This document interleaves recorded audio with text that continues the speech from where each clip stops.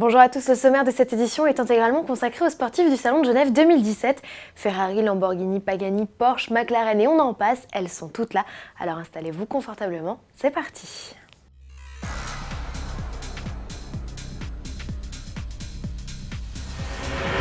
Le Salon de Genève est réputé pour son plateau de préparateurs, de modèles exotiques et surtout de sportives. Toutes les marques y présentent généralement une nouveauté, comme ici chez McLaren avec la démoniaque 720S que vous présente sous toutes les coutures notre envoyé spécial Mathieu Demeule. McLaren se lance ici à Genève dans le renouvellement de la famille Super Series. Et cela commence par le remplacement de la 650S. Pour lui succéder, le constructeur britannique a donc développé une toute nouvelle supercar, la 720S.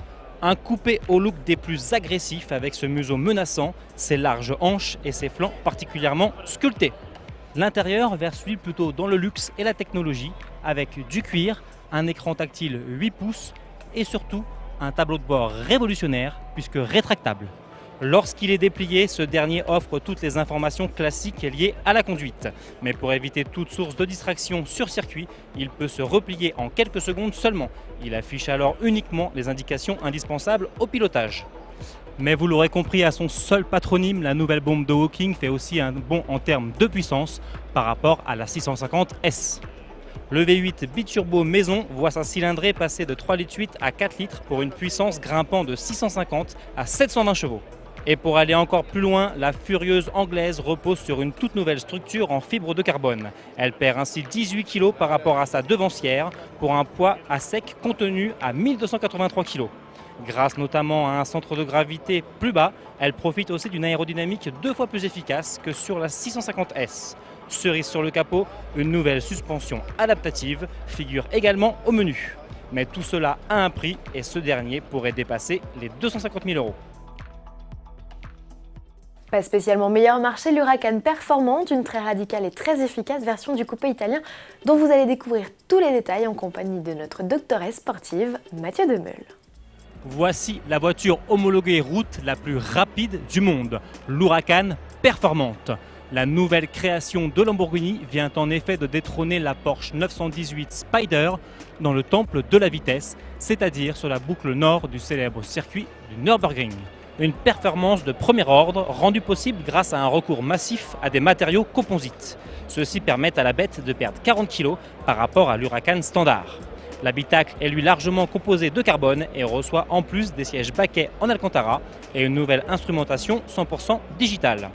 Autre force de ce nouveau taureau, son aérodynamique active. Son splitter avant doté de volets actifs et son imposant aileron arrière mobile lui permettent de faire varier ses appuis pour une plus grande efficacité sur la piste. Ajoutez à cela un moteur V10 atmosphérique gonflé à 640 chevaux et 600 Nm de couple contre 610 chevaux et 560 Nm de couple pour l'Huracan classique et vous obtenez une véritable fusée.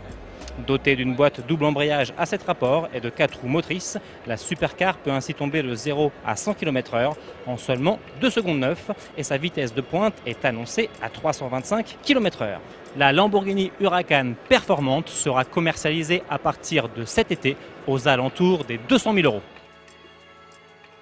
Certains observateurs doutaient des performances de cette Huracan performante. Pour faire taire les mauvaises langues, Lamborghini a publié les données télémétriques de son tour sur le Nürburgring, montrant ainsi qu'il ne s'agissait pas de meilleurs secteurs mis bout à bout, mais bien d'un tour complet réalisé en une fois.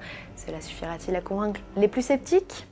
Filons à présent chez Aston Martin, sa sculpturale supercar réalisée en collaboration avec Red Bull change de nom, ne l'appelez plus AMRB 001 mais Valkyrie, un nom tiré d'une divinité guerrière de la mythologie nordique et qui fait également référence aux autos les plus performantes de la lignée Aston, Vantage en tête.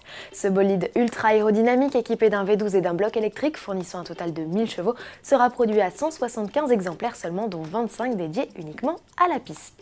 En bref, toujours Audi mais le turbo. À l'occasion du salon, le constructeur allemand a présenté la deuxième génération de RS5, exit le V8 essence atmosphérique. Le coupé s'offre un V6 2,9 litres biturbo. La puissance est inchangée avec 450 chevaux. En revanche, la RS5 coupé s'allège avec 60 kg de moins sur la balance. Au chapitre performance, le 0 à 100 est expédié en 3 secondes 9, soit 6 dixièmes de mieux. Côté look, la sportive embarque tous les attributs des versions RS et gagne un bouclier avant spécifique avec prise d'air multiples, dont une au niveau des optiques. Un détail esthétique repris à l'Audi 90 Quattro IMSA GTO, engagé en compétition en 89, arrivé en concession prévue en juin prochain. Un peu plus tôt, mi-mai, c'est la 911 GT3 restylée qui débarquera chez les concessionnaires Porsche. Quoi de neuf pour elle? Un flat 6 toujours atmosphérique dont la puissance est passée de 475 à 500 chevaux. Sa cylindrée de 4 litres est désormais identique à celle de la 911R. La GT3 dotée de roues arrière directrices s'équipe au choix d'une boîte automatique ou manuelle à 6 rapports. Dans cette configuration, elle est un peu moins performante. Elle atteint les 100 km/h en 3 secondes 9 contre 3 secondes 4 pour la PDK. Mais quel pied! Le tarif est quant à lui fixé à 155 255 €. Place à présent à une nouveauté venue d'Italie, c'est la remplaçante de la F12 Berlinetta. Voici la 812 Superfast, une nouveauté Ferrari dont Jean-Philippe Péden vous révèle sans plus attendre tous les détails. Nous sommes chez Ferrari sur le stand incontournable du Salon de Genève où tout le monde se presse ici pour découvrir la nouveauté qui se nomme cette année 812 Superfast. Vous aurez reconnu celle qui lui sert de base, la F12 Berlinetta. Pour autant, les designers de Maranello ont opéré plusieurs évolutions esthétiques avec notamment ces blocs phares intégrant des ouïes d'aération et les 4 feux à l'arrière. L'italienne rend hommage à la 500 Superfast du milieu des années 60 qui était dédiée au marché américain. Comme à l'époque, le bloc a été réalisé en partant ici de la cylindrée d'origine du V12. Il passe donc de 6,3 litres à 6,5 litres et développe 800 chevaux. Cette 812 Superfast est présentée comme la nouvelle référence dans le segment des voitures de sport à moteur central avant. Pour dire, l'exercice du 0 à 100 km/h prend seulement 2 secondes 9 comme pour la F12 TDF et la vitesse de pointe dépasse les 340 km/h. Ferrari a greffé pour la première fois une direction assistée électrique. On trouve également le système de roue arrière directrice de seconde génération et on apprend que la sonorité à l'échappement serait plus impressionnante et que la boîte à double embrayage présente des rapports spécifiques avec temps de passage plus court. Inutile de vous préciser que tous les exemplaires sont déjà vendus, comme ceux de la Pagani Huayra Roadster. Désolé, vous arrivez trop tard pour la monter dans votre garage. Qu'à cela ne tienne, Mathieu Demeule vous la présente tout de même. 6 ans. Il a fallu attendre 6 ans après la sortie de la Pagani Huayra pour découvrir sa version Roadster. Mais cela valait le coup d'attendre, car il ne s'agit pas ici d'une simple déclinaison découvrable. La preuve, chose rare dans le monde de l'automobile, ce cabriolet est plus léger que le coupé dont il s'inspire. Il perd en effet 80 kg et s'affiche à 1280 kg grâce à l'utilisation d'un châssis monocoque en carbone titane. Dans la salle des machines, on retrouve le V12 6 litres biturbo d'origine AMG. Celui-ci développe 764 chevaux et 1000 Nm de couple à mi-chemin entre les 730 chevaux du coupé et les 789 canassons de la Huayra BC. Cette puissance est envoyée aux roues arrière via une boîte automatique à 7 rapports avec palette au volant. Pêle-mêle, l'engin dispose aussi de disques de frein carbone céramique signés Brembo, d'une suspension avant adaptative et de pneus Pirelli P0 Corsa qui permettent de réduire la résistance au roulement. Cerise sur le gâteau, 2 types de toits sont proposés. Un panneau en fibre de carbone vitré en son centre et un toit en toile à structure en carbone. Seuls 100 exemplaires de cette Pagani Huayra Roadster seront produits et ils ont déjà tous trouvé preneur malgré un prix unitaire de 2 736 000 €.